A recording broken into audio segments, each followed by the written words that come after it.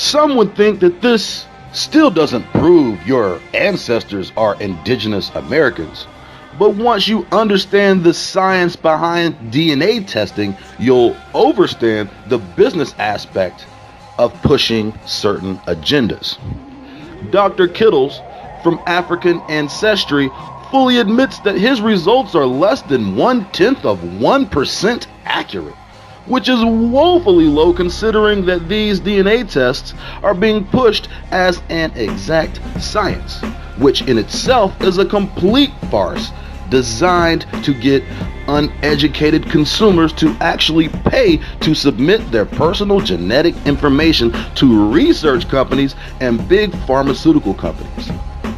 These companies in turn sell your genetic information on the open market to the highest bidder, which even includes government entities such as law enforcement agencies, which means now your DNA is in their database ready to be misused.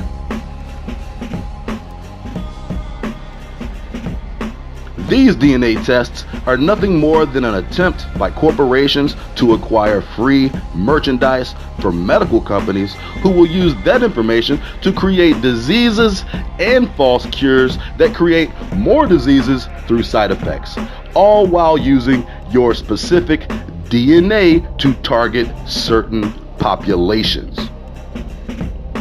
Do pharmaceutical companies cure disease or create disease?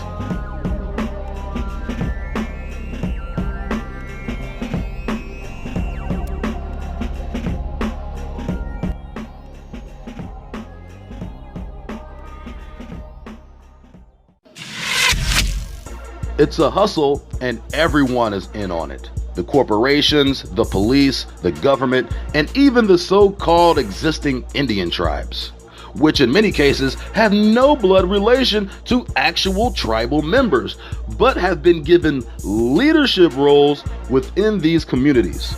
These recognized tribes are another stumbling block in the progression of true Native American history in this country. The remaining civilized tribes are not a representation of former indigenous tribes. The indigenous tribes were exterminated and disbanded in the 1800s, most effectively through the use of military force. Not all these people were driven into slavery, but a very significant number was.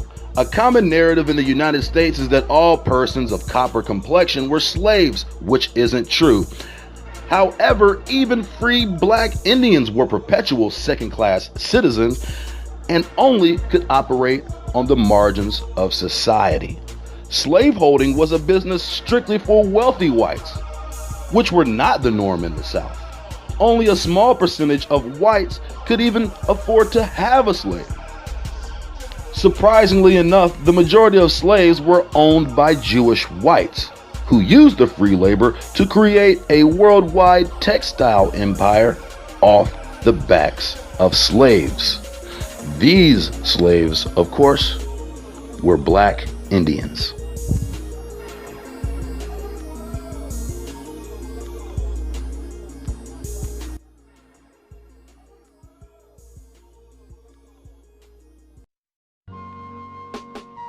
Just as in the Virginia Slave Act of 1682 aimed to categorize Africans and Indians into the same classification, the Dawes Commission sought to strip full-blooded Indians, some mixed of different tribes, into one single tribe, Cherokee, the generic name given to several nations of Eastern indigenous people. Another paper genocide.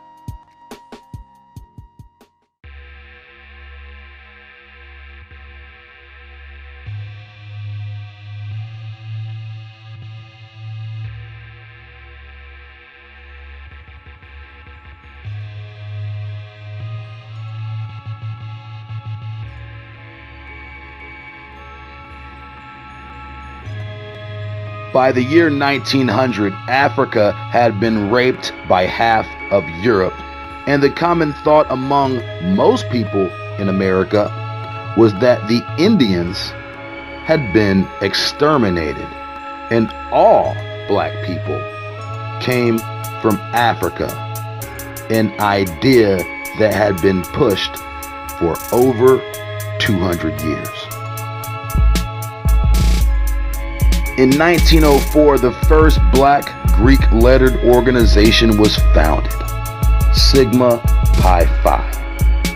Its members included the most prominent blacks in the country.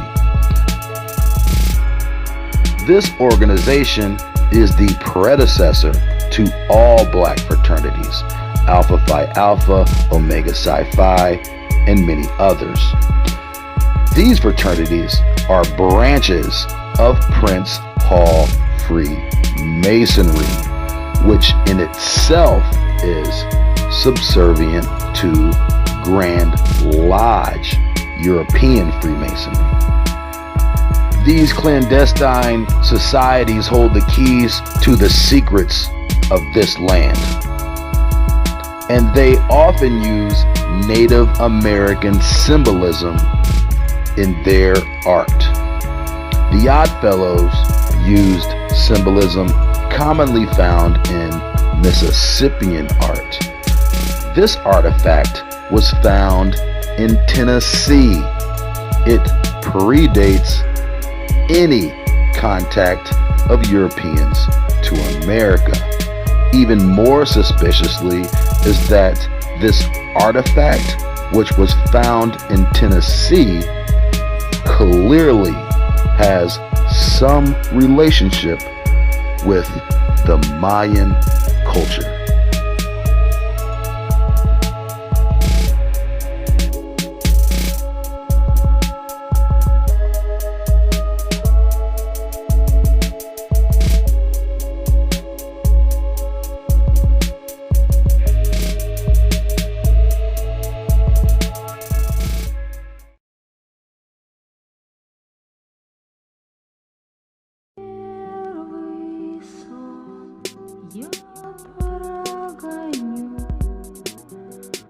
In Search of Lost Tribes, Native American Languages and Hebrew.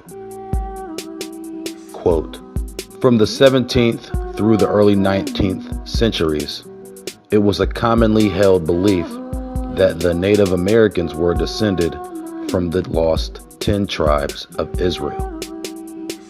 This view was not held only by many Christians, including Thomas Jefferson, but by many Jewish writers, such as Mordecai Noah as well, but fell out of favor by the early 19th century.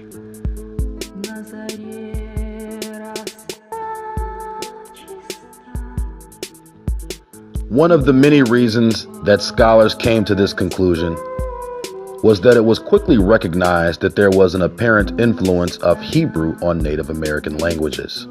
It was noted that Native American languages often followed the Hebrew pattern of making prepositions into prefixes, and that Native American languages were similarly used prefixes and suffixes in much the same as Hebrew. In 1998, linguist Brian Stubbs published a revolutionary paper which demonstrated a distinct Hebrew influence on the Uto-Aztecan languages. Stubbs points out that cognate words in Hebrew and Uto-Aztecan, which share the same ambiguity, are especially compelling. Among the more compelling examples cited by Stubbs is the Uto-Aztecan word Yasipa, meaning sit or dwell, which appears related to the Hebrew root yashav, Strong's Concordance 3427, meaning sit or dwell. Stubbs gives many more examples, too numerous to list here.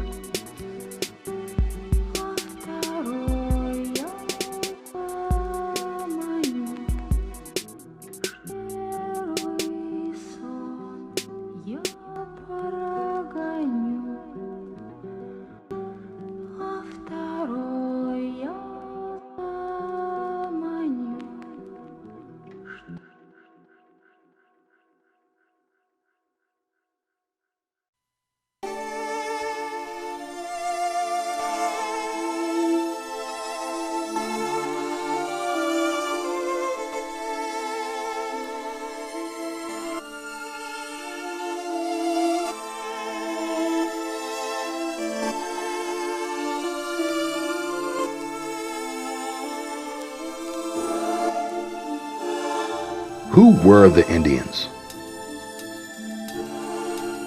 So much effort has been used to push their history into oblivion. Why exhaust such means to deny a people of their true heritage? The history of these people goes much deeper than just being natives to this land.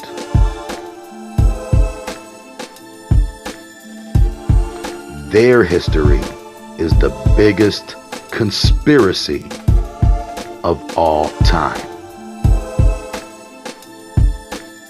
And the heathen has labored tirelessly to hide the true identity of these Indians.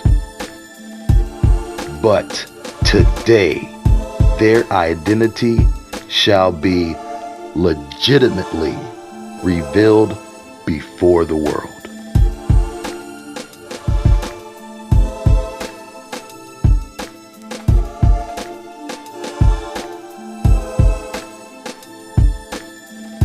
History is a lie.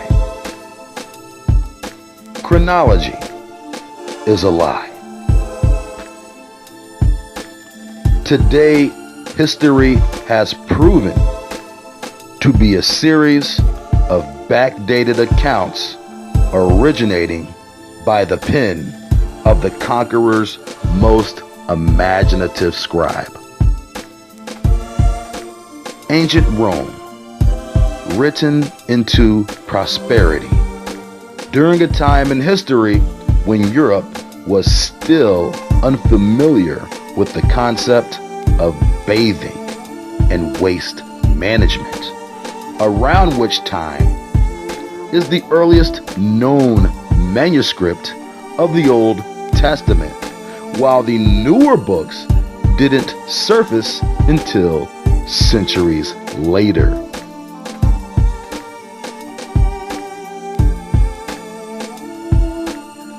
Even astronomical dating puts the last books of the Old Testament, Ezra and Nehemiah, as late as the 15th century.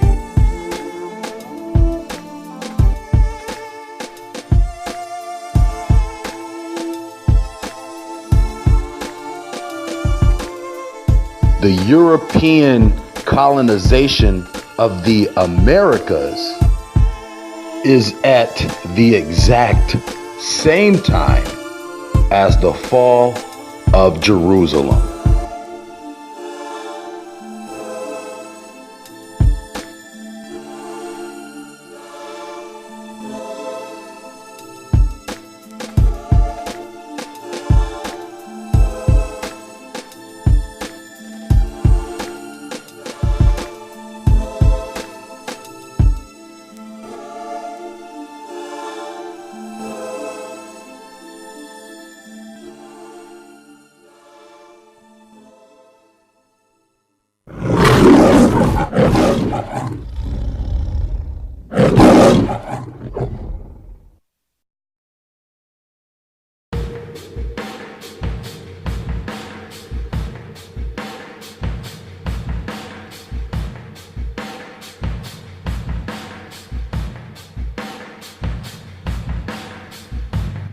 Those who seek to destroy us have casted the spell of ignorance that led our people straight into the chains of bondage. Shackled within those chains, the illustrious history of our world's greatest civilization.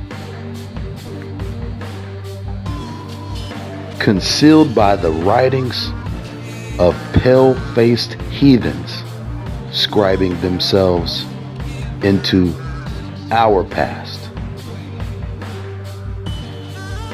Until one day we didn't recognize ourselves. And anytime we were reminded of who we were, we rejected the truth. For the comfort of those lies, that kept us in those chains. From the fear of the wrath taking place at night while we were still asleep. Afraid to wake up, hoping this cruel dream could not be a reality. But in reality, this was no dream.